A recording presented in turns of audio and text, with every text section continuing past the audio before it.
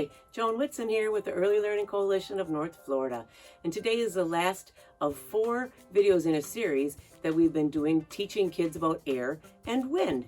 Now, what better way to teach about wind than to teach kids what makes a tornado?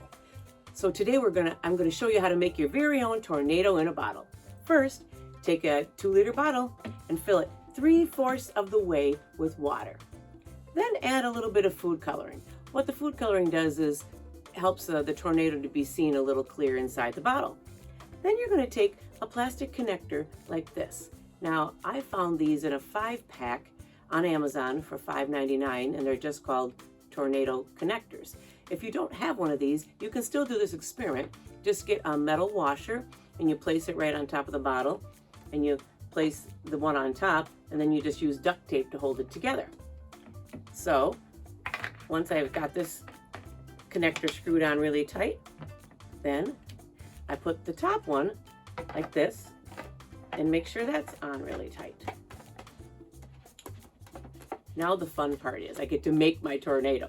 So then all you have to do is you just flip it over like so, and then you start gently spinning your tornado, just like this. And spinning the bottles in a rotation at a really good speed.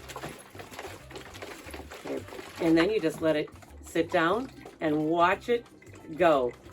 Look at it go, see it? I hope you can see it really good there on the camera. It's spinning and spinning and spinning as it goes down into the bottle. This is so fun. Kids are going to want to do this over and over again. What is the science behind this experiment?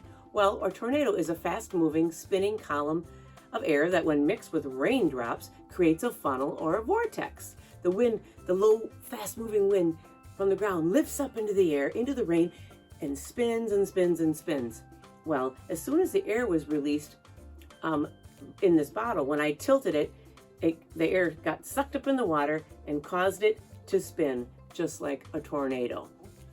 I hope that you have fun doing this experiment in your classroom and at home. Keep your science on.